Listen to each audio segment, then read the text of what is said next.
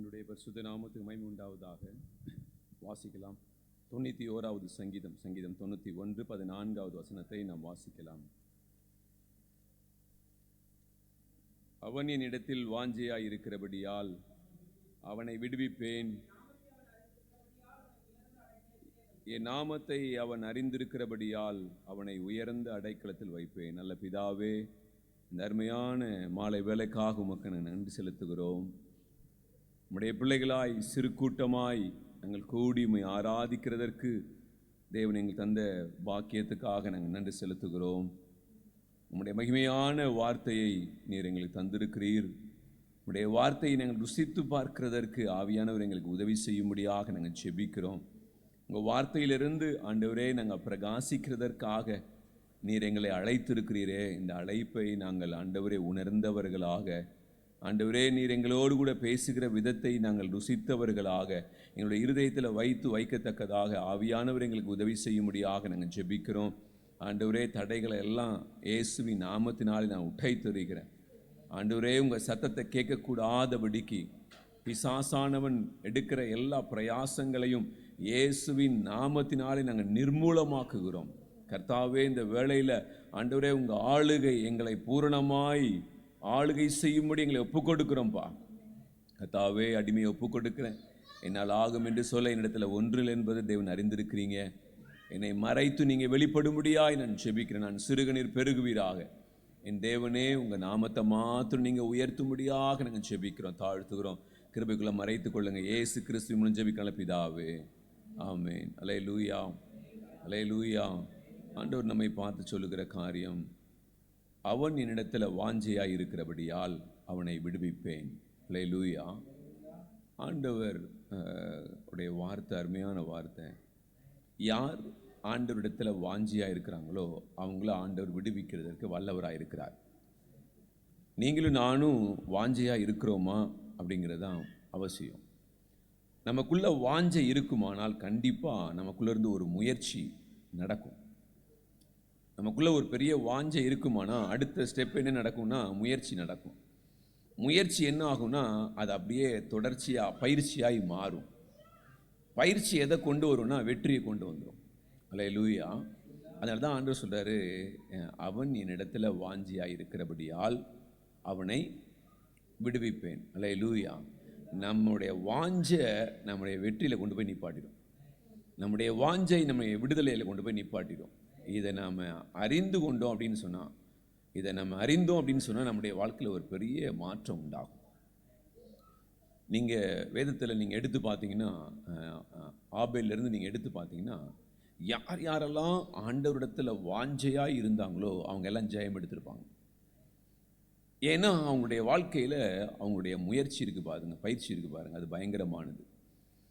இது ரெண்டும் அவங்களுடைய வாழ்க்கையில் ஒரு உன்னதமான நிலைமையில் கொண்டு போய் நிறுத்தும்.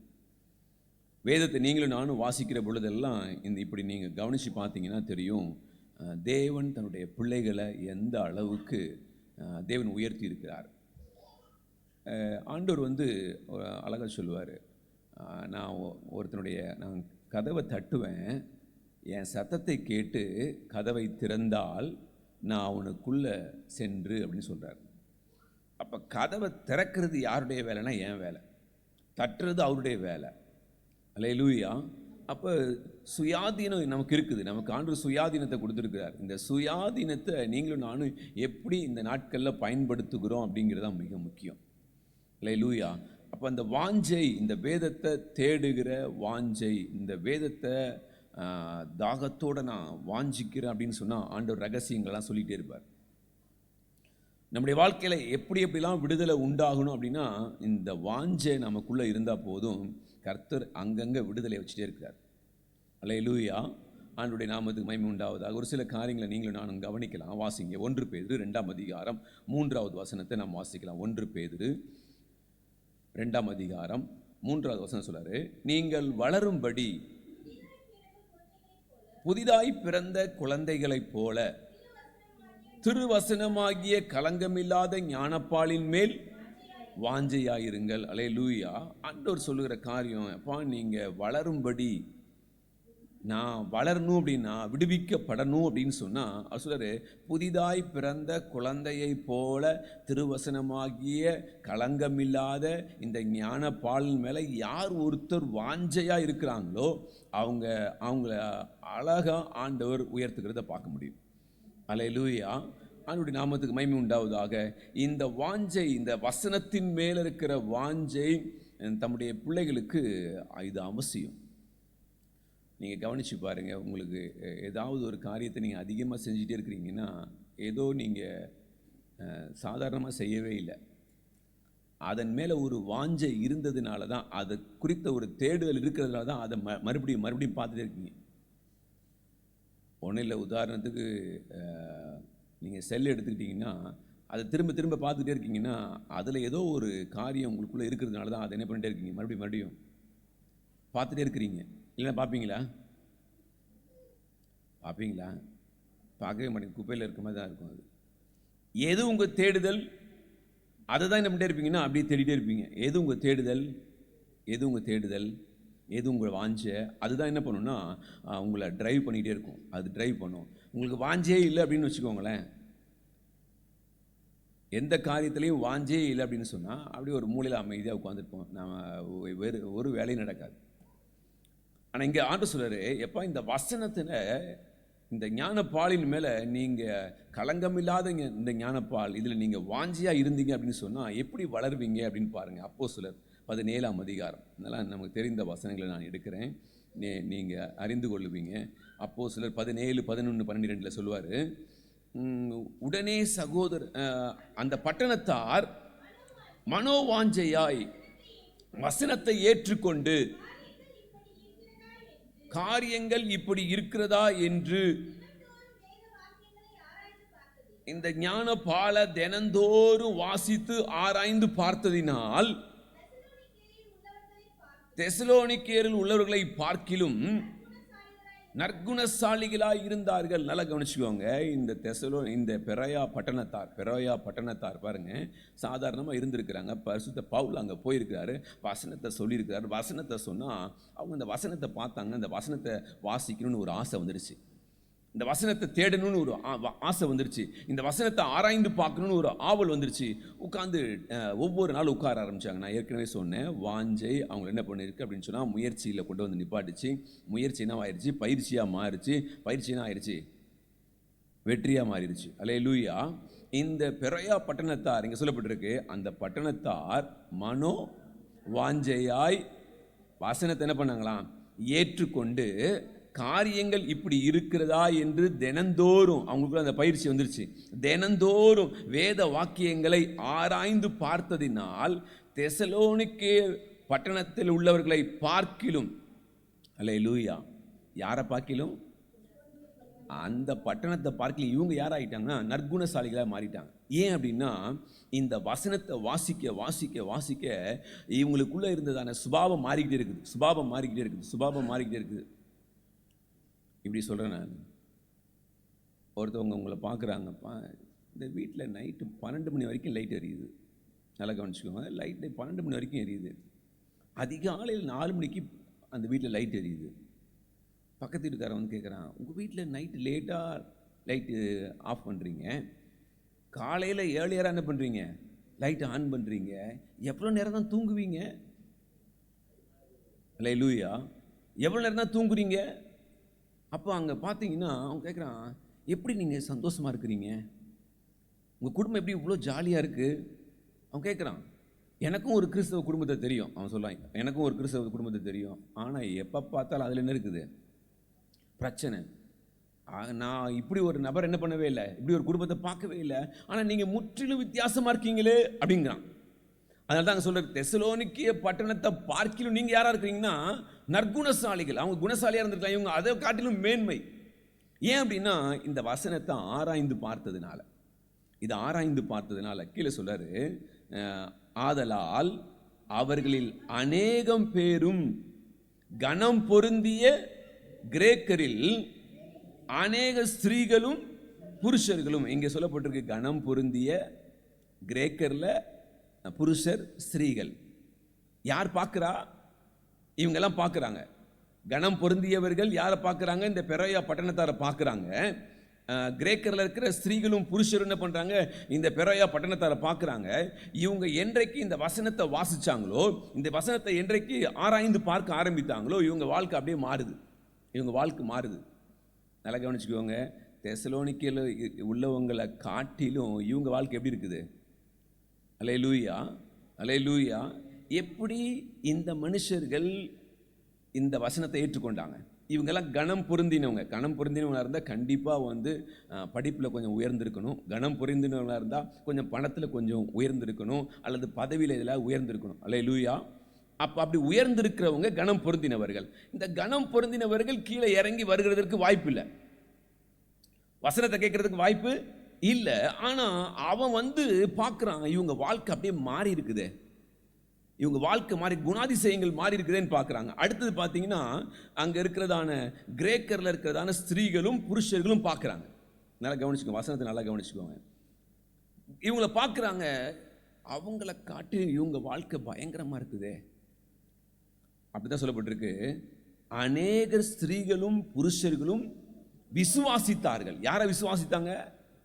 பெரோயா பட்டணத்தாரையா? இல்லை, பெரோயா பட்டணத்தாருக்குள்ள இருந்த கிறிஸ்துவை விசுவாசிக்கிறாங்க. அல்லேலூயா. அப்ப இன்னைக்கு நம்முடைய வாழ்க்கையில இந்த வசனத்தின் மேல இருக்கிற வாஞ்சை, ஆண்டவரை தேடுற வாஞ்சை எனக்குள்ள வந்துருச்சுன்னு சொன்னா, என் சுபாவம் அப்படியே மாறிக்கிட்டே இருக்கும், என் வாழ்க்கை மாறிக்கிட்டே இருக்கும், என் வாழ்க்கை மாறும். அதுதான் உண்மை, அதுதான் சத்தியம்.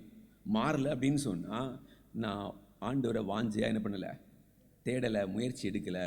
இல்லைன்னா பெரோயா பட்டணத்தாருக்கு முன்னால் நிற்க முடியாது, பெரோயா பட்டணத்தாருக்கு முன்னால் நிற்க முடியாது.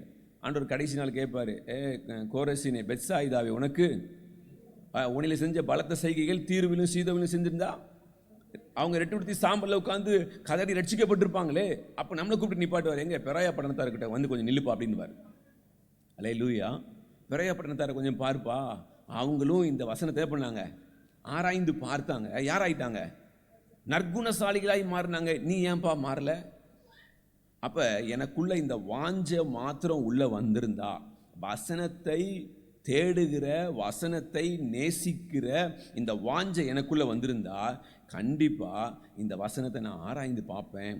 என்னுடைய குணம் நற்குணசாலியாய் மாறும், என் குணம் நற்குணசாலியா மாறும். இந்த நற்குணசாலியாய் மாறினா நான் ஊழியம் செய்ய வேண்டாம், ட்ராக்ஸ் மினிஸ்ட்ரி செய்ய வேண்டாம், தெருவில் பிரசங்கம் பண்ண வேண்டாம். என்னை கவனிக்கிறாங்க பாருங்க, உலகம் என்ன பண்ணிட்டே இருக்குது, பார்த்துட்டே இருக்கு பாருங்களேன். அவங்களுக்கெல்லாம் ஒரு பெரிய மாற்றம் உண்டாகும். ஓ, இவங்க தான் உண்மையிலே கிறிஸ்தவங்க, இவர்கள் தான் உண்மையிலே கிறிஸ்தவங்க, இவங்க வாழ்க்கை இவ்வளவு பெரிய ஒரு மாற்றம் இருக்குது அப்படின்னு சொல்லி என்னை பின்பற்ற ஆரம்பிக்கிறாங்க. அதனால அங்கே அப்படிதான் சொல்லப்பட்டிருக்கு, அநேக ஸ்திரீகளும் புருஷர்களும் விசுவாசித்தாங்க. எதை? இந்த பெரோயா பட்டணத்தாருடைய வாழ்க்கையை பார்த்து இயேசு விசுவாசிக்கிறாங்க. அப்போ இன்றைக்கி என்னை பார்த்து மற்றவங்க விசுவாசிக்கல அப்படின்னு சொன்னால், என் சுபாவங்கள் மாறாததுக்கு காரணம் என்ன? இந்த வசனத்தை நான் வாஞ்சையா தேடாத காரியம்தான். அல்லேலூயா. இது கடைசி நாட்கள். நீங்களும் நானும் இந்த வசனத்தின் மேலே வாஞ்சையா இருந்தான்னு சொல்ல, நான் விடுவிப்பேன். நான் விடுவிக்கப்படாததுக்கு காரணம் யாருன்னு நான் தான். எனக்கு என்ன இல்லை? அவருடைய வசனத்தை தேடணுங்கிற அந்த வாஞ்சை இல்லை, வசனத்தை ஆராய்ந்து பார்க்கணுங்கிற வாஞ்சை இல்லை. அந்த வாஞ்சை இல்லாததுனால என்ன ஆயிடுச்சுன்னா, என்னுடைய சுபாவத்தை என்னால் மாற்றவே முடியல. அல்லேலூயா. அப்போ என் குடும்பத்தில் பார்த்தீங்கன்னா பயங்கரமான மாற்றம் உண்டாயிருக்கும், பயங்கரமான மாற்றம் உண்டாகும். எதை? நீங்களும் நானும் இந்த வேதத்தை வாஞ்சையாக தேடுவோன்னு சொன்னால் கண்டிப்பாக எனக்குள்ள முயற்சி உண்டாயிரும். வசனத்தை வாசிக்கணும். வசனம் தேனிலும் மதுரமானது. அப்போ டேஸ்ட் பண்ணி பார்க்குறோம்.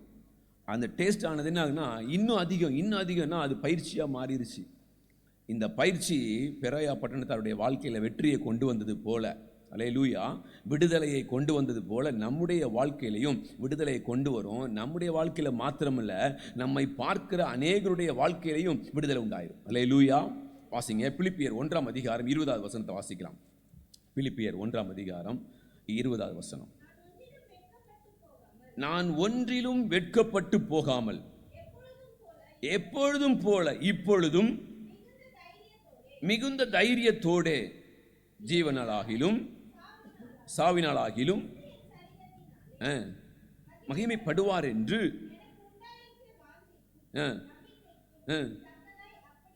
அல்லேலூயா.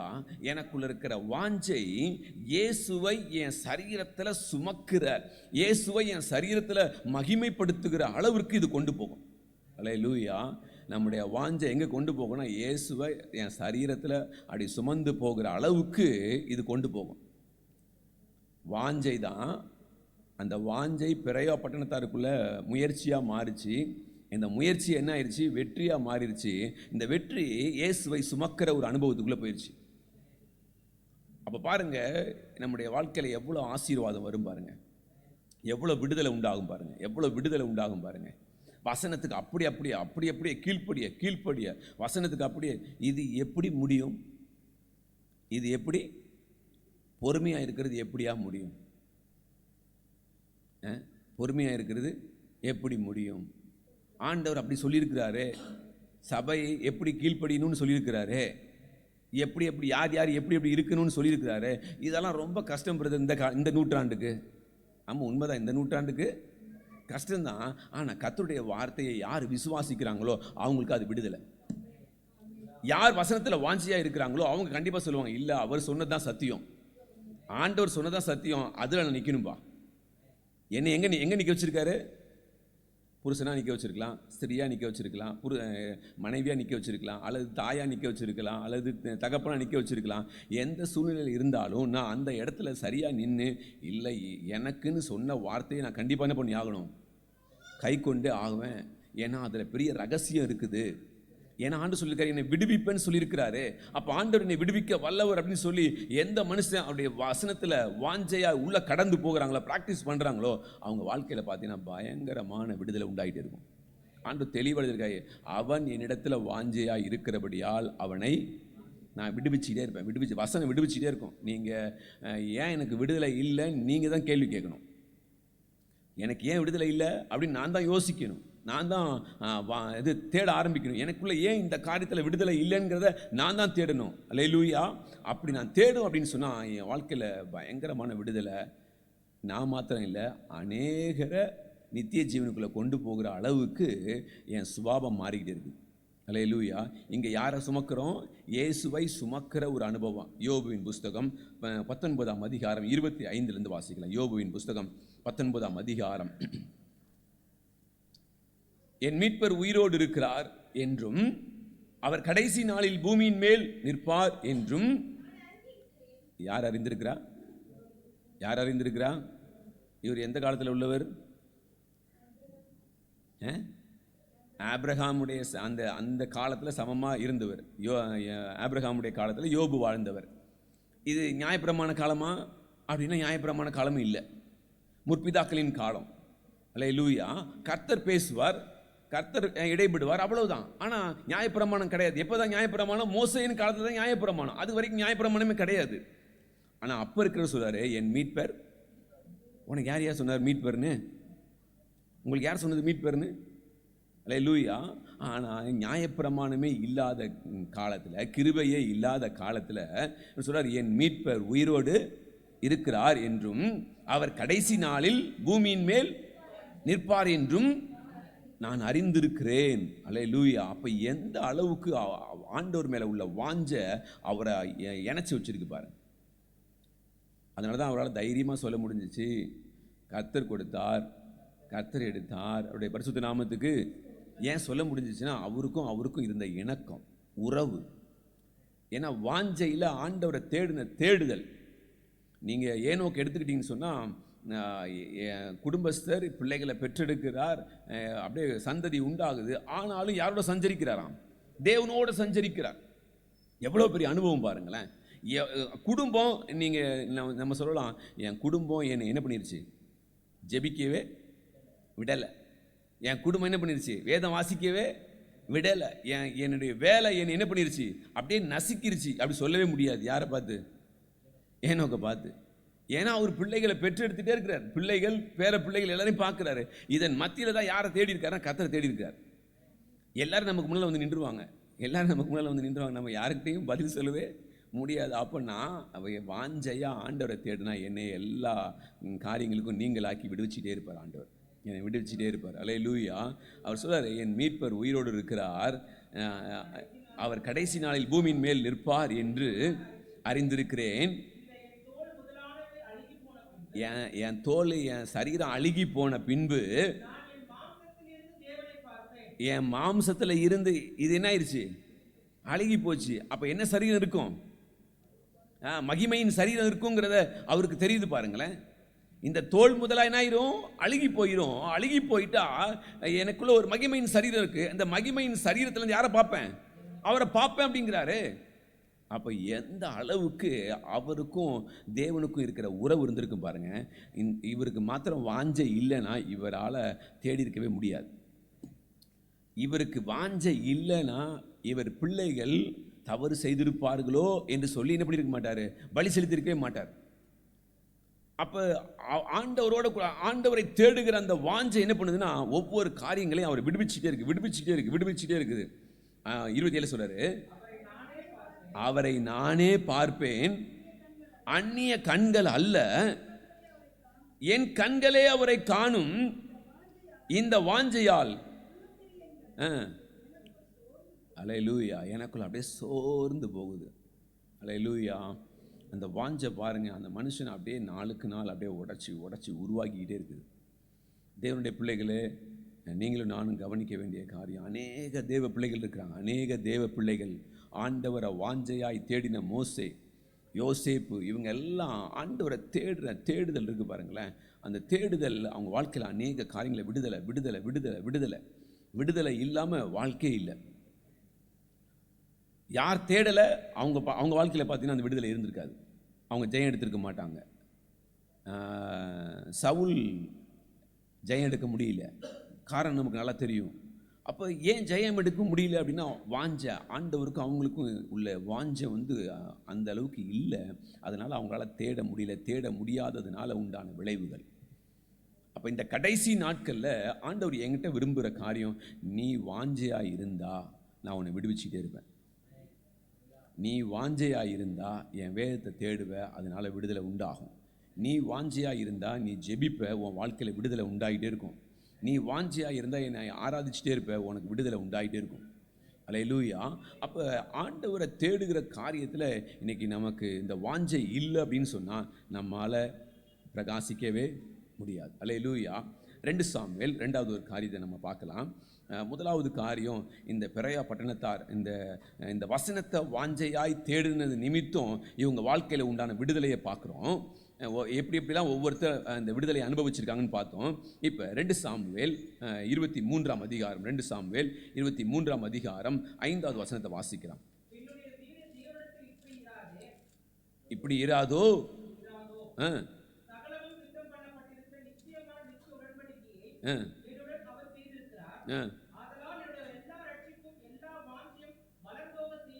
செய்யாரோ. இங்கே நான் இங்கே கவனிக்கிறேன், என்னுடைய வீடு தேவனிடத்தில் இப்படி இராதோ.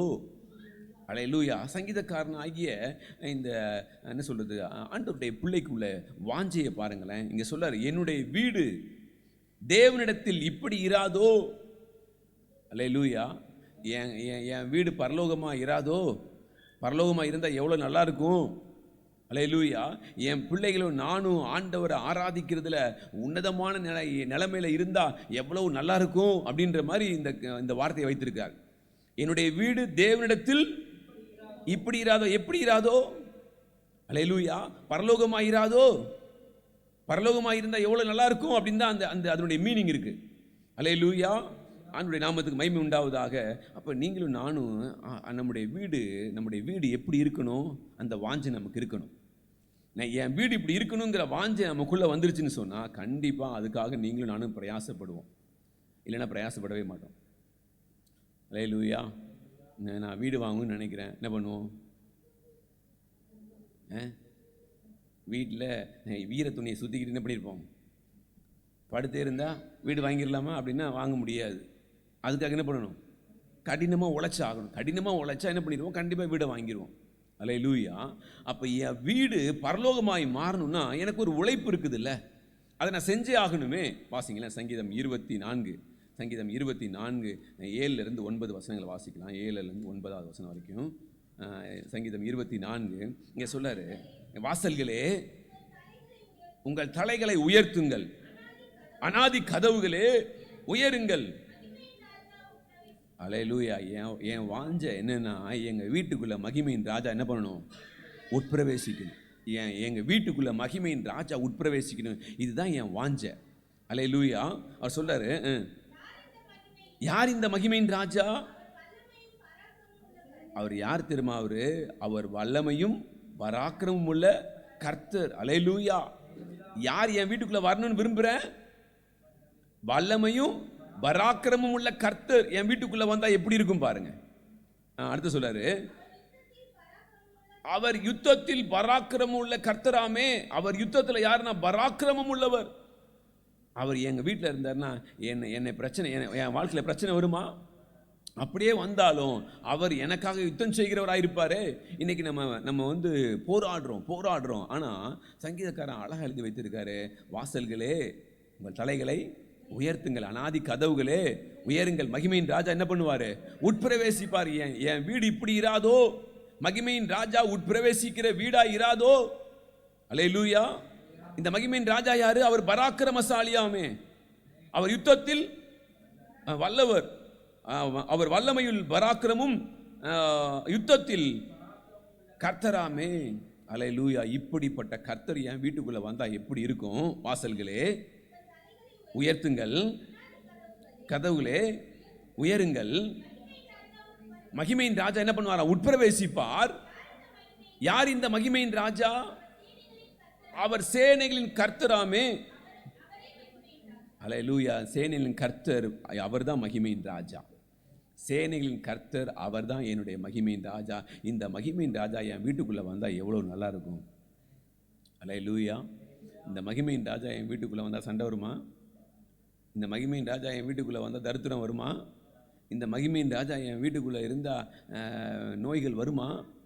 அல்லேலூயா. அப்போ இந்த மகிமையின் இந்த மனுஷன் இப்படி தான் கேட்குறாரு, எப்பா நீங்கள் வந்தால் என் வீடு எவ்வளோ நல்லா இருக்கும். இப்படி இராதோ? என்னுடைய வீடு தேவனிடத்தில் இப்படி இராதோ? அப்போ மகிமையின் ராஜா உட்பிரவேசிக்கிறவராக இருந்தால் அது எத்தனை மகிமையானது. அல்லேலூயா. சங்கீதம் 147 நீங்கள் 10 வாசிச்சின்னு அங்கே சொல்லப்பட்டிருக்கு, அவர் குதிரையின் பலத்தில் விருப்பமாயிரார், பிரியப்படார்.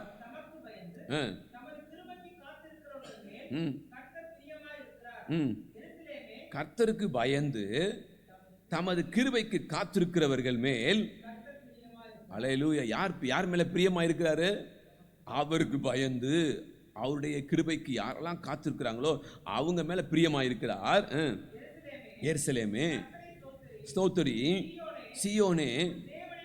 அல்லேலூயா. எருசலேம் என்ன பண்ணுமா? கர்த்தரை ஸ்தோத்திரி. ஏன்னா எருசலேம் மகாராஜாவுடைய நகரம். எருசலேமில் தேவனுடைய வசனம் இருக்கு, வேதம் இருக்கிறது, தேவனுடைய வேதம் இருக்குது. எங்க சொல்லப்பட்டிருக்கு? எருசலேமே கர்த்தரை ஸ்தோத்திரி, சியோனே உன் தேவனை துதி. அல்லேலூயா. மகிமையின் ராஜா வந்ததுனால என் தாழ்பாள்கள் என்ன பண்றாராம்? பலப்படுத்துறார். மகிமையின் ராஜா என் வீட்டுக்கு வந்ததுனால என் தாழ்பால் என்ன ஆயிடுச்சுன்னா பலமாயிடுச்சு. அது பாதுகாப்பு நிறைந்ததாய் மாறுது. அதனால அதான் அங்க சொல்றார், வாசிங்க. உன் பிள்ளைகளை ஆசீர்வதி. என் பிள்ளையை எப்படி ஆசீர்வதிக்கிறார்? என் தாழ்பாலை பலப்படுத்தி என் பிள்ளைகளை ஆசீர்வதித்து அவர் என் எல்லையை சமாதானம் உள்ளதாக்கி. அல்லேலூயா. என்ன மகிமையின் ராஜா என் வீட்டுக்குள்ள வந்தா என்னெல்லாம் நடக்குது பாருங்களேன். அல்லேலூயா. ஆனா இந்த மகிமையின் ராஜா வராத வீடா இருந்தா, புதிய ஏற்பாட்டில் சொல்றாரு, நான் இம்மானுவேல். எங்க இருக்கிறேன்? கூட தான் இருக்கிறேன், கூட இருக்கிறேன். ஆனா யாருக்குமே தெரியல பாருங்களேன். கூட இருக்கிறவர் யாருக்குமே தெரியல. ஆனா அவர் சொல்றாரு, நீங்க வந்தா என் வீடு எப்படி இருக்கும்? இப்படி இராதோ. அல்லேலூயா. அப்போ இந்த மாலை வேளையில் நீங்களும் நானும் கவனிக்க வேண்டிய காரியம், என் வீடு இப்படி இருந்தால் எவ்வளவு நல்லா இருக்கும். அந்த வாஞ்சை எனக்குள்ளே வந்துருச்சுன்னு சொன்னால் நான் பிரயாசப்பட ஆரம்பிச்சிருவேன். கர்த்தர் என் வீட்டுக்கு வந்தே ஆகணும். அல்லேலூயா. கர்த்தர் என் வீட்டுக்குள்ளே இரவும் பகலும் என் கூட இருந்து என் மத்தியில் அசைவாடணும். அப்போ தான் இந்த 147வது சங்கீதத்தில் சொல்லப்பட்டிருக்கிற வார்த்தைகள் நிறைவேறும். சொல்லப்பட்டிருக்கு, அவர் உன் எல்லைகளை சமாதானம் உள்ளதாக்கி. அல்லேலூயா, அல்லேலூயா. என்னுடைய வீடு தேவனிடத்தில் இப்படி இராதோ, கோதுமையினால, உச்சிதமான கோதுமையினால என் வீடு நிறைந்திராதோ. எத்தனை பாக்கியம் பாருங்களேன். ஏன் அப்படின்னா தேடுதல், வாஞ்சை. அந்த வாஞ்சை அவங்கள ஆண்டவரிடத்துல எந்த அளவுக்கு கொண்டு போகுதுன்னா, ஆண்டவர் அந்த வீட்டை வந்து ஆசீர்வதித்து அது நிறைவாகிற அளவுக்கு அந்த வீட்டை ஆசீர்வதிக்கிறார். அந்த தேடுதல் அவங்கள அந்த அளவுக்கு கொண்டு போகுது. ஏசாயா 60ஆம் அதிகாரம், ஏசாயா 60ஆம் அதிகாரம் 18 நீங்கள் வாசிச்சின்னா அங்கே சொல்கிற வார்த்தையை கவனிக்கலாம். இனி உன் கொடுமை உண்டு தேசத்திலும். ஏன் ஏன் ஏன் என்னுடைய வீடு தேவனிடத்தில் இப்படி இராதோ. எப்படி இராதோ? மகிமையின் ராஜா வீட்டுக்குள்ளே வந்தார்னா எவ்வளவு மேன்மையாக இருக்கும். அல்லேலூயா. என் மகிமையின் ராஜா என் வீட்டுக்குள்ளே வந்தார்னா எனக்கு அப்பத்துக்கும் தண்ணீருக்கும் என்ன இல்லை, பஞ்சம் இல்லையே. என் மகிமையின் ராஜா வீட்டுக்குள்ளே வந்தார்னா என் வீடு எவ்வளவு சுகமாக இருக்கும். என் மகிமையின் ராஜா என் வீட்டுக்குள்ளே இருந்தார்னா என்ன எத்தனை ஆசீர்வாதங்கள். இங்கே சொல்றாரு, இனி கொடுமை உன் தேசத்திலும் நாசமும். அல்லேலூயா. என் வாழ்க்கையில் எந்த காரியங்களையும் கர்த்தர் அனுமதிக்கிறதே இல்லை. அதனால தான் தாவீது அப்படி பேசியிருக்கிறார். என்னுடைய வீடு தேவனிடத்தில் இப்படி இராதோன்னு ஏன் கதறி இருக்கிறார்னா, அதனால் அவருடைய வாஞ்சை இதெல்லாம். என் வீடு இப்படி தான் இருக்கணும் அப்படிங்கிற வாஞ்சை. இங்கே சொல்றாரு, உன் மதில் எப்படி இருக்குமா, அதுக்கு பேரு ரட்சிப்பு. அப்போ எந்த அளவுக்கு பாதுகாப்பு பாருங்க. யாராலையும் அப்படி பாதுகாக்கவே முடியாது. ஏன்னா இவனுடைய தேடுதல் அந்த அளவுக்கு இவங்க வாழ்க்கையை மேன்மைப்படுத்துகிறது. அடுத்து சொல்றாரு, உன் வாசல் எப்படி இருக்கும், எப்போதும் கர்த்தரை துதிக்கிற துதியினால் நிறைஞ்சிட்டே இருந்திருக்கும். பிள்ளைகள் துதிப்பாங்க, மனைவி துதிப்பாங்க, புருஷன் துதிப்பாரு, இப்படி எல்லாரும் துதிக்க துதிக்க அந்த வாசல் பார்த்தீங்கன்னா துதியினால நிரம்பி இருக்கும். அடுத்து சொல்றாரு, இனி இராமலும் பிரகாசியாமலும் கர்த்தரே உனக்கு நித்திய வெளிச்சமும். அல்லேலூயா. அவர் தான் உனக்கு மகிமையாக இருப்பார். அடுத்து சொல்றாரு, வான் சூரியன் இனி அஸ்தமிப்பதும் இல்லை, மறைவதும் இல்லை. ஏன் ஏன் உனக்கு யார் வெளிச்சமா இருக்கிறது? கர்த்தரே வெளிச்சமா இருக்க. உனக்கு இருளே இல்லை, நீ இடறி போவதே இல்லை, உன் வாழ்க்கை இடறுவதே இல்லை. ஏன்னா நீ வெளிச்சத்திலேயே நடக்கிற ஆள். கர்த்தர் உன் கூட எப்போதும் வெளிச்சமாகவே அவர் இருக்கிறார். அடுத்து சொல்றாரு, முடிஞ்சு போச்சு, இடறுக்கிறதே கிடையாது. அப்புறம் எங்கிருந்து துக்கம் வரும்? துக்கம் வரும் என் வாழ்க்கையில். இடரலே இல்லாத ஒரு வாழ்க்கை. அல்லேலூயா. சங்கீதம் 119 165 சொல்வார், வேதத்தை நேசிக்கிறவர்களுக்கு மிகுந்த சமாதானம் உண்டு, அவங்களுக்கு இடரலே இல்லை. எப்படி இடரல் வரும்? அப்போ நான் ஆண்டவரை எந்த அளவுக்கு என் வீடு இப்படி இராதோ, என் வீடு இப்படி இருந்தால் எவ்வளவு மேன்மை பாருங்க. கர்த்தர் என் வீட்டுக்குள்ளே இருந்தார்னா எவ்வளவு ஆசீர்வாதம். அவர் தான் வெளிச்சமாக இருப்பார். எந்த தொல்லையும் இல்லை, எந்த போராட்டமும் இல்லை, எந்த பாடுகளும் இல்லை. ஏன்னா நான் அப்படியே சத்தியத்துக்கு கீழ்ப்படுகிறது. அங்கே இங்கேயும் மாறவே இல்லை. வலது இடதுபுறம். நீங்கள் யோசுவாவை போய் பார்த்தீங்கன்னா, யோசுவா ஆண்டவர் சொல்லுவார், 1ஆம் அதிகாரத்தில் 7வது வசனம் நினைக்கிறேன், எப்பா நீ உயிரோடு இருக்கிற நாளெல்லாம் இந்த வசனத்தை விட்டு என்ன பண்ணிடாத, பிரியாது இருக்கட்டும். இந்த வசனத்தை மட்டும் நீ விட்டு விலகிறாத, பிரியாத. இது உன்னை கடைசி வரைக்கும் கொண்டு போகும். கடைசி வரைக்கும் அழகாக அவரை கொண்டு போகுது. கர்த்தர் என்னெல்லாம் சொன்னாரோ அதெல்லாம் தடையில்லாமல் வாழ்க்கையில் அழகாக கொண்டு போகிறார். ஏன் அப்படின்னா இந்த வசனம் தான். நான் கொடுத்த இந்த நியாயப்பிரமாணம் உன் வாயை விட்டு என்ன பண்ணிடக்கூடாது, பிரியவே கூடாது. அப்போ தேவனுடைய பிள்ளைகள் இந்த கடைசி நாட்களில் என் வாழ்க்கையில் துக்கம் வேண்டாம் அப்படின்னு விரும்புகிறவங்க என்ன பண்ணுவாங்கன்னா, என் வீடு இப்படி இருந்தால் நான் என்னெல்லாம் பிரயாசப்படுவேன், என் வீடு இப்படி இருக்கணும் அப்படின்னா நான் என்ன பிரயாசப்படுவேன், என் வீடு சுத்தமாக இருக்கணும்னு சொன்னால் என் வீட்டை நான் சுத்தம் செய்துகிட்டே இருப்பேன். அல்லேலூயா. அசுத்தமாக இருக்கக்கூடாது, என் வீடு அசுத்தமாக இருக்கக்கூடாது, என் வீடு சுத்தமாக இருக்கணும்னா அதை நான் சுத்திகரிச்சுட்டே இருப்பேன். அதுபோல் என் வீடு ஆசீர்வாதமாக இருக்கணும்னா ஆசீர்வாதத்துக்கு என்ன வழி, அதை நான் தேட ஆரம்பிப்பேன். அல்லேலூயா. என் குடும்பம் எப்படிப்பட்ட குடும்பமாக இருக்கணும்? வாசல் என்ன எப்படி இருக்கணுமா? துதி. என் கோட்டை சோறு எப்படி இருக்கணுமா? அல்லேலூயா, ரட்சிப்பு. அப்போ தேவனுடைய ரட்சிப்பும் துதியும் அவங்க வீட்டை சுற்றியில் இருக்கிறதுனால எவ்வளவு ஆசீர்வாதம் பாருங்கள். அடுத்து சொல்றாரு, ஜனங்கள் யாவரும் நீதிமான்களும். உன் ஜனம் எப்படி நீதிமானா மாறுச்சு? அல்லேலூயா. என் வீடு எப்படி இருக்கணும்? என் வீடு எப்படி இருக்கணும்? அல்லேலூயா. என் ஜனங்கள் யாவரும், எவ்வளவு மேன்மை பாருங்களேன், நீதிமான்களும் என்றைக்கும் பூமியை சுதந்தரிக்கும் குடிகளும் நான் நட்ட கிளைகளும். நான் மகிமைப்படும்படி என் கரங்களின் கிரியைகளுமாய் இருப்பார்கள். அல்லேலூயா. அப்ப ஆண்டவருடைய வார்த்தையை பூரணமா கைக்கொள்ள அப்படியே அவங்க யாரா மாறிட்டு இருக்காங்கன்னா, அவர் விரும்பின பாத்திரமா மாறிடுறாங்க. சின்னவன் 1000 சிறியவன் பலத்த ஜாதியுமாவான். பலத்த ஜாதியுமாவான். கர்த்தராகிய நான் இந்த காலத்தில் தீவிரமாய் நடப்பிப்பேன். ஆண்டவர் சொல்றாரு, நீ என்னைய தேடுறதுனால, நீ என் மேல வாஞ்சையா இருக்கிறதுனால, நீ என்னை தேடுறதுனால, நீ என்னை வாஞ்சையா என்னை தேடுறதுனால, நான் உன்னை சகல காரியங்கள் எப்படி இருப்பேன், உன்னைய விடுவிச்சிருவேன். அல்லேலூயா. ஏற்ற காலம் வரும், நான் அதை தீவிரமாக என்ன பண்ணுவேன், உன் வாழ்க்கையில் கொண்டு வந்துடுவேன். என் வாழ்க்கையில் எந்தெந்த ஆசீர்வாதங்கள்லாம் வரணுமோ அந்த ஆசீர்வாதங்கள்லாம் தீவிரமாய் கடந்து வரும் என் வாழ்க்கையில். எப்போ அப்படின்னா, என் வீடு இப்படி இருந்தால் எவ்வளோ நல்லா இருக்கும் அப்படின்னு எனக்குள்ளே எப்போ வாஞ்சை வருதோ முழங்கால் பட ஆரம்பிச்சிருவேன். என் வீடு இப்படி இருக்கணும்னு நான் வாஞ்சிப்பேன் அப்படின்னு சொன்னால் வேதத்தை நேசிக்க ஆரம்பிச்சிருவேன். என் வீடு இப்படி இருக்கணும்னு நினச்சா என் பிள்ளைகளுக்காக நான் பிரயாசப்பட ஆரம்பிச்சிடுவேன். இதெல்லாம் விரும்பாத ஒரு நபர் கெட்டு போகுது, என்ன பண்ணிட்டோம், வேறு வழி இல்லை, ஞாயிற்றுக்கிழமை ஆராதனைக்கு வரணும், வந்துட்டு போகிறேன், அவ்வளோதான். என் பிள்ளைகளாக எப்படியாவது போகுது, என் புருஷனா என் மனைவியாக எப்படியாவது போகிறாங்க, கடைசி வரைக்கும் கொஞ்சம் சமாதானமாக போயிடணும், அதுக்கு ஏதாவது அட்ஜஸ்ட் பண்ணிக்கிட்டே போவோம், வேறு வழி இல்லை அப்படின்னு போனால் பிரயோஜனமே இல்லை. எனக்குள்ளே ஒரு வாஞ்சை இருக்கணும், என் வீடு இப்படி இருந்தால் எவ்வளோ அழகாக இருக்கும், என் வீடு இப்படி இருக்கிறதுக்கு நான் என்ன பிரயாசப்படணும். அல்லேலூயா. அப்போ நான் பிரயாசப்பட்டால் கர்த்தர் சொல்றாரு, நான் ஏற்ற காலத்தில் சின்னவன் 1000 சிறியவன் பலத்த ஜாதியாவான். கர்த்தராகிய நான் ஏற்ற காலத்தில் தீவிரமாக செய்வார் அவர். ஏன் அப்படின்னா, நான் விரும்பினேன், அதுக்கு பிரயாசப்பட்டேன், கர்த்தர் அதை வாய்க்க செய்கிறார். அல்லேலூயா. ஏசாயா 58:6 அழகாக சொல்லியிருப்பார், அக்கிரமத்தின் கட்டுகளை அவிழ்க்கிறதும் நுகத்தடிகளின் பிணையல்களை நெகிழ்கிறதும்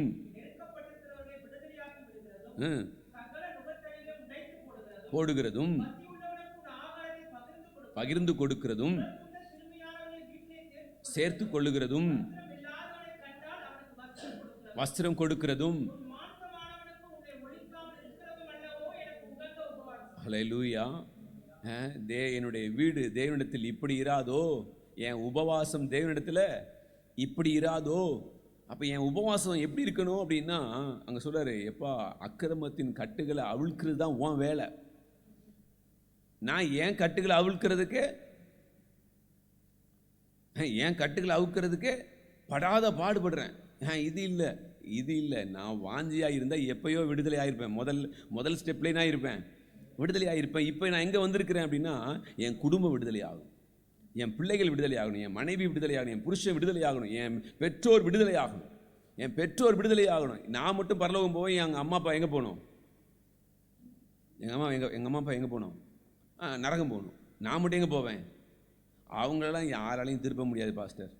அவங்களாம் யாராலையும், பக்கத்து வீட்டுக்காரெல்லாம் யாரையும் என்ன பண்ண முடியாது, திருப்பவே முடியாது. ஆமாம், நீங்கள் திருப்ப வேணாம். நீங்கள் திரும்பினீங்கன்னா அவங்க திரும்பிடுவாங்க.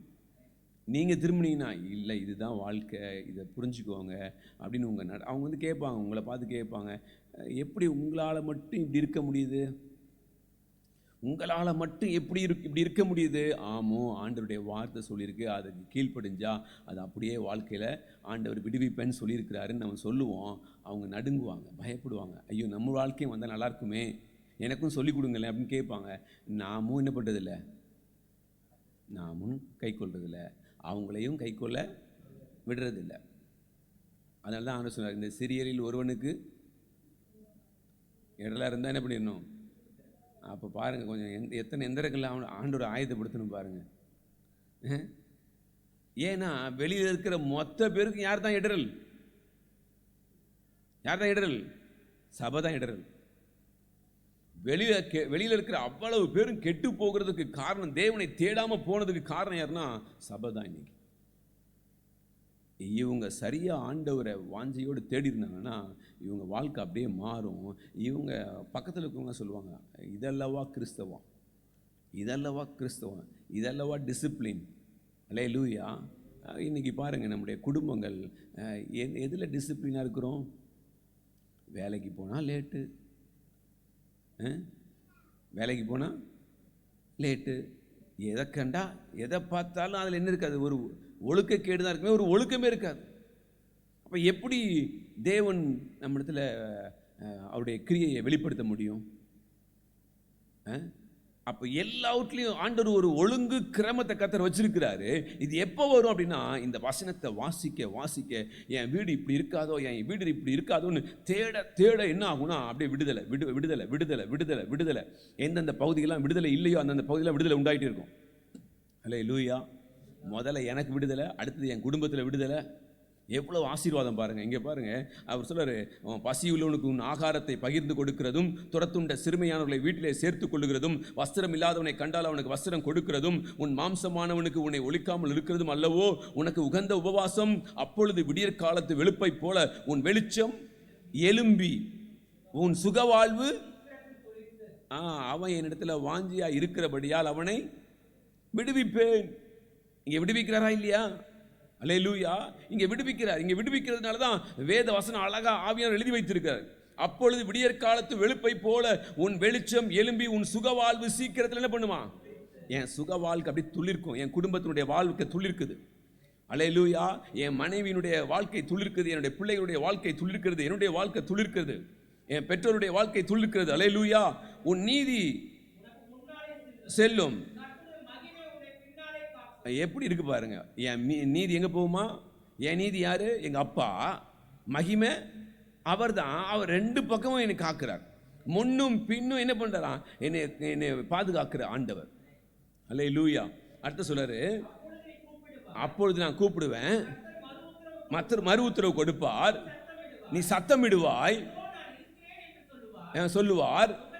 நுகத்தடியையும் விரல் நீட்டுதலையும் நிபச்சொல்லையும் யாரெல்லாம் உனக்கு விரோதமாக பேசினாங்களோ அது எல்லாத்தையும் நீ என்ன பண்ணிடுவ? அடிச்சு தள்ளிடுவ. ஏன் அப்படின்னா, கர்த்தரை நீங்கள் தேடுற விதம், என் வீடு இப்படி இராதோ அப்படின்னு நீங்கள் விரும்புனீங்கல்ல, வாஞ்சியாக தேடுனீங்கல்ல, அதனுடைய ரிசல்ட் எல்லாம் ஆசீர்வாதம் தான். ஆண்டவரை நீங்கள் என் வீடு இப்படி இருந்தால் எவ்வளவு மேன்மையாக இருக்கும், எங்கள் அப்பா என் வீட்டுக்குள்ளே இருந்தால் எவ்வளவு ஆசீர்வாதம் அப்படின்னு யாரெல்லாம் விரும்பினாங்களோ அவங்களெல்லாம் தேட ஆரம்பிப்பாங்க. இல்லை, எங்கள் அப்பா தான் முக்கியம்.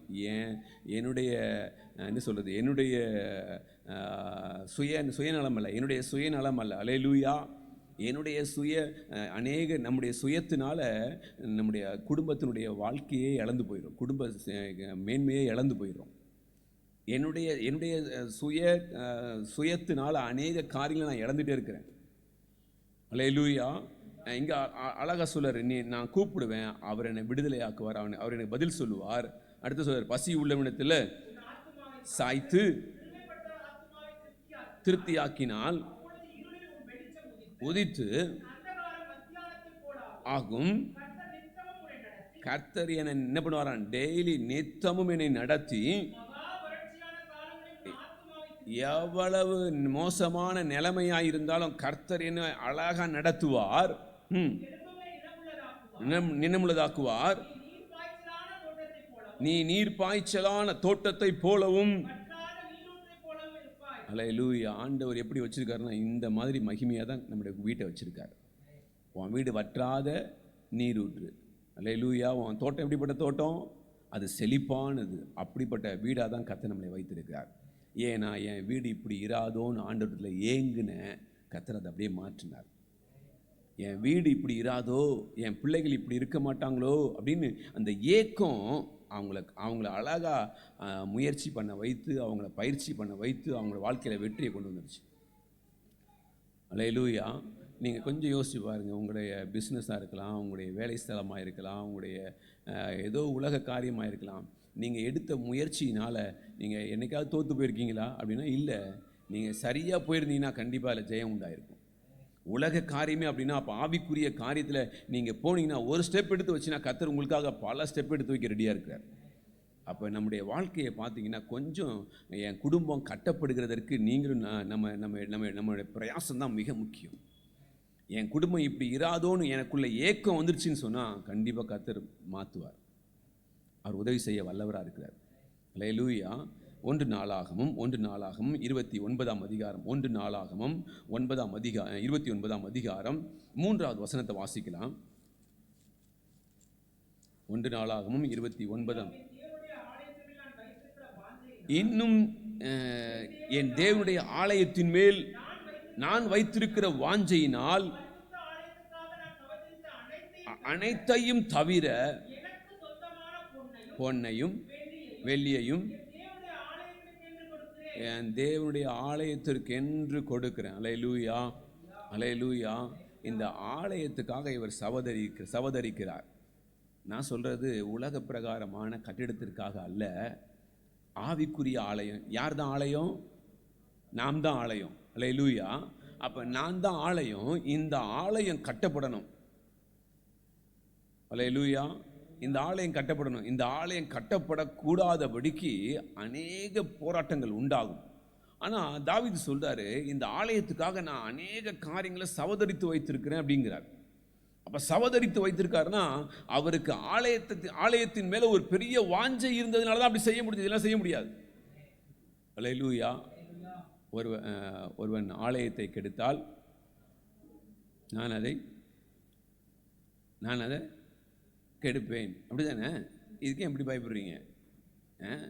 ஒருவன் ஆலயத்தை கெடுத்தால் பாருங்க, அநேக சகோதரிகள் பார்த்தீங்கன்னா காலையில் டிஃபன் எப்போ சாப்பிடுவீங்கன்னா வேலையெல்லாம் முடிச்சுட்டு 12 மணிக்கு சாப்பிட்ருவீங்க அப்படின்னா. இந்த ஆலயத்தை எப்படி கெடுக்கிறாங்க? ஃபாஸ்டிங் வேறு பட்டினி வேறு. பட்டினியில் எதை கெடுக்கிறது? சரீரத்தை கெடுக்கிறது. கெடுத்தா பலவீனம் உண்டாகும். நான் கெடுக்கிறேன், நான் அப்புறம் போய் அழுவுறது, ஆண்டவரே என் சரீரத்தில் இப்படி ஒரு வியாதியா அப்படின்னு அழுவுறது யாரு? அதே ஆசாமி தான். என் ஆலயத்தை நான் தான் பாதுகாக்கணும். நல்லா கவனிச்சுக்கோங்க, என் ஆலயத்தை நான் தான் பார்க்கணும். ஒரு சில ஆசாமி இருக்குது, வாயை கட்டாத ஒரு ஆசாமி, இப்படியும் கட்டாமல் இருக்குது, அப்படியும் கட்டாமல் இருக்குது. 2 பிரச்சனை. சாப்பிடாம கடப்பட்டினியாக இருந்து சரீரத்தை கெடுக்கிறது, இல்லை அடிச்சு பிடிச்சி மத்தியானம் 11 மணிக்கு சாப்பிட்றது, அதுக்கப்புறம் 3 மணிக்கு சாப்பிட்றது, நைட்டு பார்த்தீங்கன்னா ஆமாம், இல்லைன்னா சாப்பிட்றது கிடையாது. இப்படி ஏடா கூடமாக சாப்பிட்றது. நீங்கள் பார்த்தீங்கன்னா நைட்டு போய் படுக்கிறாங்க பாருங்களேன், 10 மணிக்கு நீங்கள் ஒரு 8 மணிக்கு சாப்பிட்றீங்கன்னு வச்சுக்கோங்களேன். அதுலேருந்து நீங்கள் கணக்கு பண்ணி பார்த்தீங்கன்னா மதியானம் 3 மணிக்கு சாப்பிட்ற கேஸாக இருந்துச்சுன்னா, 12 மணிக்கு 1 மணிக்கு சாப்பிட்ற கேஸாக இருந்ததுன்னா எவ்வளோ கேப் இருக்குது? இவ்வளோ கேப்புக்கு சரீரம் என்ன பண்ணும்? இதை உணர்றது கிடையாது. இதை உணராமல் இந்த சரீரத்தை கெடுக்கிறது யாருன்னா, என் சரீரத்தை பாதுகாக்க வேண்டியது, என் சரீரத்தை நான் பேண வேண்டியது. இப்படி சொல்கிறேன் பாருங்கள், இன்னொரு கதை சொல்கிறேன் பாருங்களேன். நல்லா உழைக்க வேண்டியது, நல்லா பாடுபட வேண்டியது, பாடுபட்டுட்டு நைட்டு 11 மணிக்கு ஆகும்போது என்ன பண்ணுறது? பைபிளை திறந்து, இப்போ தான் எனக்கு நேரமே கிடச்சிருக்கு, நான் என்ன பண்ணணும், இப்போ தான் பைபிள் வாசிக்க போகிறேன், இப்போ தான் பைபிள் வாசிக்க உட்கார்ந்தா அப்படி விழும் பாருங்களேன். எத்தனை மணிக்கு? பகலெல்லாம் விட்டாச்சு. காலையில் 6 மணிலேருந்து இரவு 9 மணி வரைக்கும் 10 மணி வரைக்கும் விட்டாச்சு. இதுக்கப்புறம் மாடா ஓடா என்ன பண்ணுறது? தேஞ்சாச்சு. இப்போ 11 மணிக்கு உட்காந்துருக்கும். தூக்கம் வருதுன்னா இப்போ என்ன வரும்? தூக்கம்தான் வரும். வேற என்ன வரும்? எதை எப்போ செய்யணும்? என் ஆலயத்தை நான் கட்டணும் அப்படின்னா சில காரியங்களை நான் சவதரித்தே ஆகணும். சில காரியங்களை நான் சாக்ரிஃபைஸ் பண்ணியே ஆகணும். தாவீது சேர்த்து வச்சாருன்னா அவருடைய சொத்தெல்லாம் என்ன பண்ணுறாருன்னா இழக்கிறார். இழந்ததுனால தான் எங்கே கொடுக்க முடிஞ்சிச்சு? ஆலயத்துக்கு கொடுக்க முடிஞ்சிச்சு. அப்போ நானும் சில காரியத்தை இழந்தாதான் என் வீட்டை நான் கட்ட முடியும், என் சரீரத்தை நான் கட்ட முடியும். என் சரீரத்தை கட்டினா தான் என் சரீரம் ஆவிக்குரிய காரியத்துக்கு ஈடு கொடுக்கும், இல்லை ஈடு கொடுக்க முடியாது. என் ஆவிக்குரிய சரீரத்தை யார் கெடுக்கிறது அப்படின்னு சொல்லி நான் தான் கெடுக்கிறது. ஒன்று தின்னு கெடுக்கிறது, இல்லை திங்காமல் கெடுக்கிறது, இல்லை தூங்கி கெடுக்கிறது, இல்லை தூங்காமல் கெடுக்கிறது. இப்படி எல்லாத்துலேயுமே என்ன பண்ணுறது, உல்டாவாக போய் போய் போய் போய் இந்த சரீரத்தை பாழாக்கிறது. வாசிங்க சங்கீதம் 84 2 வாசிக்கலாம். எவ்வளோ வேதனை, எவ்வளோ துக்கம் பாருங்க. என் ஆத்துமா கர்த்தருடைய ஆலய பிரகாரங்களின் மேல் வாஞ்சையும் இருக்கிறது.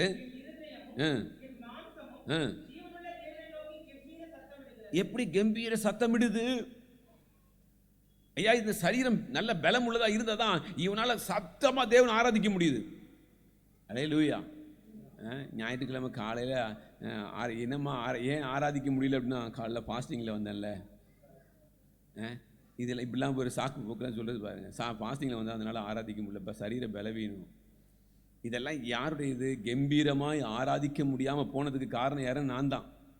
அல்லேலூயா. என் ராஜாவும் கர்த்தாவே வீடும் பாருங்க. அல்லேலூயா. யார் சுகமாக இருக்கிறா? குருவி சுகமாக இருக்குது. எங்கே இருக்குது? இதான் பீடம். இந்த பீடத்துக்கு கீழே என்ன பண்ணியிருக்காங்க? அது தைரியமாக சொல்லுது, என்னை யாரும் என்ன பண்ண முடியாது, தொட முடியாது. அல்லேலூயா. யாருமே என்ன பண்ண முடியாது. இங்கே ஆல்டருக்குள்ளே யாரும் வரவே முடியாது. அது தைரியமாக இருக்குது. அடுத்து சொல்றாரு, அப்படியே யாரெல்லாம் அவருடைய வீட்டில் வாசமாக இருக்கிறாங்களோ அவங்கெல்லாம் பாக்கியவான்கள். அல்லேலூயா. அவர்கள் எப்போதும் உம்மை துதித்து கொண்டே இருப்பாங்க. ஏன்னா அந்த சரீரம் யாரை எதுக்கு ஒத்துழைக்குதுன்னா, ஆவிக்குரிய வாழ்க்கையில் முன்னேறுகிறதுக்கு ஒத்துழைக்குது. நல்லா கவனிச்சுக்கோங்க. என் சரீரத்தில் நான் அள்ளி போட்டேன் அப்படின்னு சொன்னால் கொஞ்ச நேரத்தில் உண்ட மயக்கம் தொண்டனுக்கும் வந்துடும். எங்கே போய் தான் போனோம்? அவ்வளோதான். கொஞ்ச நேரத்தில் பிசாசு நினச்சேன் நல்ல சாப்பாடை போட்டு கொழுக்க வச்சு எங்கே வச்சுருக்கோம்? ஆமாம், நிம்மதியாக கொரட்டை கொடுப்பா அப்படின்னு. ஜெபிக்க வேண்டிய ஆள் இப்போ எங்கே இருக்கிறாரு? இது கெடுத்தது யாரு? ஆனால் இங்கே சொல்றாரு, உம்முடைய வீட்டில் வாசமாக இருக்கிறவர்கள் பாக்கியவான்கள், அவங்க எப்போதும் உம்மை துதித்து கொண்டிருப்பார்கள். அல்லேலூயா. உம்மிலே பலன் கொள்ளுகிற மனுஷனும் தங்கள் இருதயங்களிலே செவ்வையான வழிகளை கொண்டிருக்கிறவர்களும் பாக்கியவான்கள். வசனம் அருமையான வார்த்தைகள் ஒவ்வொன்றும். அப்போ என் சரீரத்தை, என் ஆவியை, என் ஆத்மாவை நான் எப்படி நான் நடத்தி கொண்டு போகணும் அப்படிங்கிறத எனக்குள்ள அந்த வாஞ்சை, என் ஆலயம் கட்டப்படணும்ப்பா, என் சரீரமாகிய இந்த சரீரமாகிய ஆலயம் கட்டப்படணுங்கிற வாஞ்சை இருந்ததுன்னா என் சரீரத்தை நான் சரியாக கவனிப்பேன். அல்லேலூயா. வீட்டில் கோவிச்சுக்கிட்டு என்ன பண்ணுவாங்க? கோவத்தை எதில் தான் காமிப்பாங்க? சாப்பாட்டில் தான் காமிப்பாங்க. நல்லவங்க எல்லாரும். அல்லேலூயா. சாப்பிடாமல் இருப்பாங்க. அந்த சாப்பிடாததுனால சரீரம் என்ன பண்ணும்? கெட்டு போகும். அதுக்கப்புறம் பார்த்தீங்கன்னா ஒருத்தர் என்ன பண்ணி ஆகணும்? தாங்கி தூக்கிட்டு போய் நிறுத்தி, ஐயோ கொடுமை. ஜெபம் போச்சு, வேத வாசிப்பு போச்சு, தேவனை ஆராதிக்கிறது போச்சு, துதிக்கிறது போச்சு, மகிமைப்படுத்துறது போச்சு. ஏன் ஆண்டவர் என் வாழ்க்கையில் மட்டும் சோதனை, பாடு, துக்கம் இப்படி என்ன பண்ணிட்டு இருக்குது? நம்ம என்ன பண்ணிட்டு இருக்குது? தேற்றிக்கொள்றது. இது இல்லை. ஆனால் என் சரீரத்தை குறித்து, என்னுடைய ஆலயத்தை குறித்து எனக்கு தான் ஒரு வாஞ்சை இருக்கணும். என் சரீரம், என் ஆண்டவரை நான் கம்பீரமாக ஆராதிக்கணும். அல்லேலூயா. என் சரீரத்தில் என் தேவனை என்ன பண்ணணும்? கம்பீரமாக நான் ஆராதிக்கணும். அதுக்கு என் சரீரத்தை நான் எப்படி பேணிக்கொள்ளணும், எப்படி பாதுகாத்து கொள்ளணும், என் உயிர், என் ஜீவன் உள்ள வரைக்கும் என் தேவனை எப்படியெல்லாம் நான் மகிமைப்படுத்தணுமோ அப்படியெல்லாம் நான் மகிமைப்படுத்துவேன். அல்லேலூயா. அப்போ அதிகமாகவும் போட மாட்டேன், போடாமலும் இருக்க மாட்டேன். நம்ம 2 எக்ஸ்ட்ரீம் தான். ஒன்று வத்த போடுறது, இல்லைன்னா என்ன பண்ணுறது? அடித்து புசி. இது ரெண்டும் இல்லை. கரெக்டாக போயிட்டே இருக்கணும். அப்படி கரெக்டாக போகும்போது என் சரீரத்தை நான் என்ன பண்ணியிருப்பேன்னா அழகாக காத்துக்கொள்வேன். என் சரீரம் எப்போதும் ஆண்டவருடைய சமூகத்தில் கம்பீரித்து கொண்டே இருக்கும். அல்லேலூயா. அழுகையின் பள்ளத்தாக்கை நல்லா கவனிச்சுக்கோங்க. ஏன் இவங்களால் அழுகையின் பள்ளத்தாக்க உருவ நடக்க முடியுது? நல்லா கவனிச்சுக்கோங்க. ஏன் அழுகையின் பள்ளத்தாக்க இவங்களால் உருவ நடக்க முடியுதுன்னா, இவங்க ஆலயம் சரியாக கட்டப்பட்டிருக்கு. அதனால் இவங்களால் தைரியமாக இறங்கி போக முடியும். அல்லேலூயா. இந்த சரீரமாகிய ஆலயம் நேர்த்தியாய் ஜெபத்தினாலையும் வேதத்தினாலையும் அந்த ஆலயம் கட்டப்பட்டிருக்கிறதுனால இவங்க தைரியமாக அழுகையின் பள்ளத்தாக்கை உருவ நடந்து அதை களிப்பான நீரூற்றாக்கி கொண்டாங்க. அல்லேலூயா. நமக்கு வர்றதையே நம்மளால நம்ப முடியல, ஏற்றுக்கொள்ள முடியல. ஆனால் இவங்க அப்படி இல்லை, உருவம் நடக்கிறாங்க. வா, நீ என்ன, நீ யாருன்னு தான் நான் பார்க்குறேன் அப்படின்ற அளவுக்கு இவங்க இறங்கி போகிறாங்கன்னா, அப்போ எந்த அளவுக்கு இவங்க சரீரமாகிய இந்த ஆலயத்தை பாதுகாத்துருப்பாங்க, சவதரித்திருப்பாங்க பாரு. அல்லேலூயா. சரியான நேரத்தில் நான் என்ன பண்ணணும்? தூங்கணும். சரியான நேரத்தில் நான் தூங்கணும். சரியான நேரத்தில் நான் எழுந்திருக்கணும். சரியான நேரத்தில் நான் சாப்பிடணும். நான் ஜெபிக்கணும். ஏன்னா என் ஜெபம் வீணாயிடக்கூடாது, என் ஜெப நேரம் போயிடக்கூடாது, என் வேதம் வாசிக்கிற நேரம் போயிடக்கூடாது, என்னுடைய தியான நேரம் போயிடக்கூடாது, நான் ஆண்டவரை ஆராதிக்கிற நேரம் போயிடக்கூடாது. அல்லேலூயா. மாற்றி மாற்றி செய்யக்கூடாது. நான் ஷெடியூல் போட்டு உட்காந்து இது இப்படி தான், இது அப்படி தான், இது அப்படி தான், இது எப்படி தான். அல்லேலூயா. பேதுரு அழகாக சொல்லுவார், நாங்கள் உபவாசத்திலையும் ஜபத்திலையும் தரித்திருப்போம்ப்பா. எங்கள் வேலை சாப்பாடு பரிமாறுற வேலை எங்கள் வேலை இல்லை, அதுக்கு யாரையாவது போடு. அல்லேலூயா. அப்போ தான் என் சரீரத்தை நான் பாதுகாக்க முடியும், என் ஆலயத்தை பாதுகாக்க முடியும். இல்லை, என் ஆலயத்தை பாதுகாக்க முடியாது. அப்போ என் ஆலயம் கட்டப்படணும்னு சொன்னால் நான் தான் சவதரிக்கணும், நான் தான் பிரயாசப்படணும். நான் பிரயாசப்படாமல் என் ஆலயம் கட்டப்பட முடியாது. தாவீது பிரயாசப்பட்டார், சாலமோன் அதை கட்டி முடித்தார். அல்லேலூயா, அல்லேலூயா. நாங்கள் சொல்றாரு, அடுத்த வசனம் சொல்றாரு, அவர்கள் பலத்தின் மேல் பலனடைந்து. அல்லேலூயா. அவங்க எப்படி அடைகிறாங்களாம்? பலத்தின் மேல பலம் அடைந்து சீயோனிலே தேவ சந்நிதியில வந்து காணப்படுவார்கள். தேவனுடைய பிள்ளைகளை நீங்களும் நானும் தேவ சந்நிதியில தைரியமாய் போய் நிற்கணும் அப்படின்னு சொன்னா, என்னைய நான் சரியா கவனிக்கலைன்னா நான் இழந்து போயிடுவேன். அல்லேலூயா. நான் மறுபடியும் சொல்றேன், அழுகையின் பள்ளத்தாக்கு அப்படி ஒருவேளை என்னுடைய வியாதி, ஒருவேளை என்னுடைய நிலைமை ரொம்ப கண்ணீரின் பாதையில் நான் போகிறேன் அப்படின்னு சொன்னால், நல்லா கவனிச்சுக்கோங்க, எனக்கு கொடுக்கப்பட்ட நாட்களில் ஜெபத்தை சவதரிக்காமல், வேதத்தை சவதரிக்காமல், ஆராதனையை சவதரிக்காமல், தேவனோடு கூட நடக்கிறத சவதரிக்காமல், நான் என் இஷ்டத்துக்கு நான் ஓடிட்டு கடைசியில் நான் போராடணும், என்னால் போராட முடியாது. அழுகையின் பள்ளத்தாக்கை என்னால் என்ன பண்ண முடியாது? உருவ நடக்க முடியாது, உள்ள போக முடியாது. பார்த்து பயப்படுவோம், ஐயோ இதுக்குள்ள யார் போவா. ஆனா யார் ஒருத்தர் தேவனோட கூட நடந்து ஆவிக்குரிய காரியங்களை சவதரித்தாங்களோ, என் ஆலயம், என் ஆத்துமா காக்கப்படுகிறதற்கு இரவும் பகலும் யார் சவதரித்தாங்களோ, அவர்களுடைய வாழ்க்கையை பார்த்தீங்கன்னு சொன்னால் தைரியமாக அவங்க இறங்கி உள்ளே போவாங்க.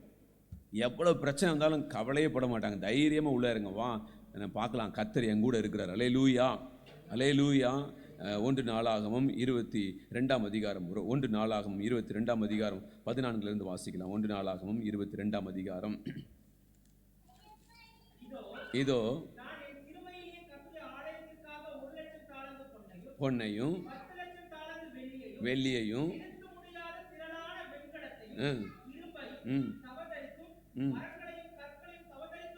வைத்தேன், சவதரிப்பாய்.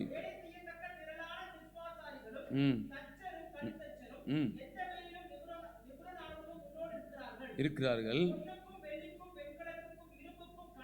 கணக்கில்லை. அல்லேலூயா.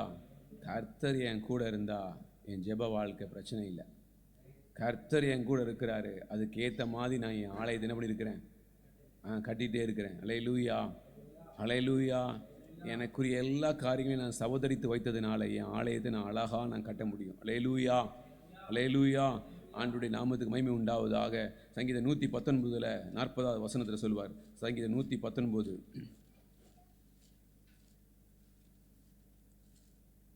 40. இதோ